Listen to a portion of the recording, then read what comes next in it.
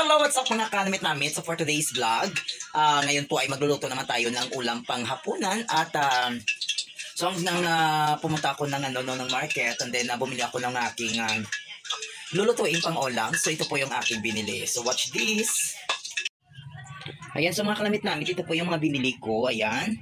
So mayroon po tayo ditong sayote, mayroon po tayong talbos ng kalabasa, mayroon po tayong tusino, hotdog ng tusino ni Ayan. So mayroon po tayong mga ingredients. So una natin lutuin, guys. Ito po pambata, no, para sa aking dalawang estudyante, no, ulamin ngayong gabi.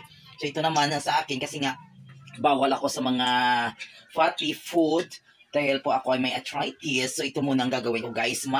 Vegetable muna tayo, guys. So let's go. Yan na, guys. So ito po yung inuna nating lulutuin.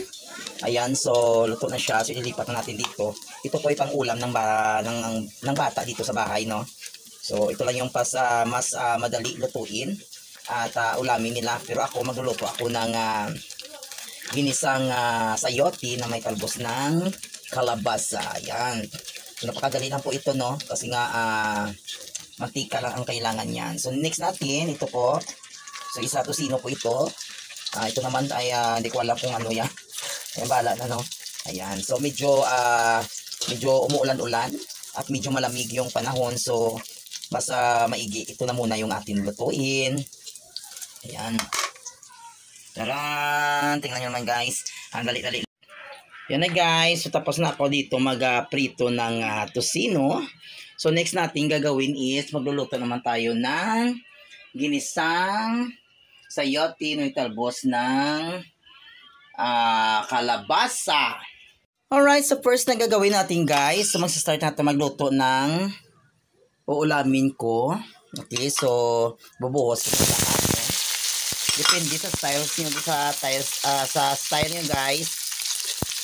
Ayan, so depende sa style nyo kung isa-isahin nyo siya. No? Ako ibubuhos ko na lang para mas makakatipid sa gasol. No? Ayan. So may mix lang sa dyan. Ayan, bango-bango naman.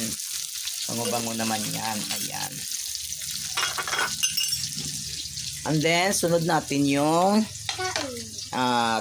tusino kasi wala tayong baboy. Ito na muna yung alternative na paraan, no. Meron tayong sahog sa ating sayote. Ayan, mix na yan. Kailangan maluto yung tusino. Ayan, guys, napakasimple lang, no. Murang-mura lang, may ulam ka na. Ayan. Kita nyo. So next dyan is, so hintayin na natin siya, no. Next, guys, ayan na, guys. So okay na to siya. Yan, okay na yan. So next natin gagawin is, susunod natin yung sayote para lumambot siya, guys, no. Lumambot siya, yan. So mix lang siya dyan. Mix lang. Haloin siya para maluto siya at lumambot. Ayan, guys. Okay. Hintayin siya natin na medyo ano na siya, no. Ayan.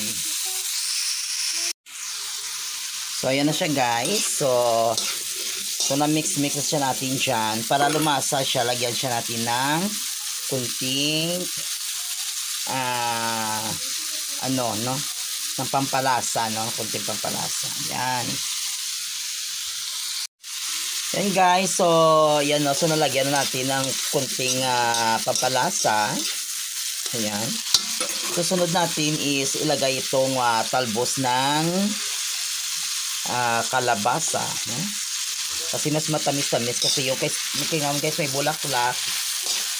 Bulaklak ng kalabasa ay nagiging ulam ng gulay din yan, guys.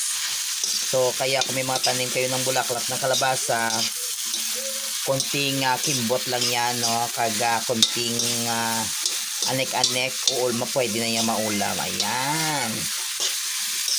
Ayan. So next is pampalasa ulit na hindi ko na pag-mention name, hindi pa man yung nag-sponsor sa atin, no? Baka pa naman dyan, no? Baka naman dyan. mag-sponsor sa atin dyan. Kasi may branded content naman tayo, no? Na tolls. Ayan, so mix natin dyan at hintayin natin na lumambot.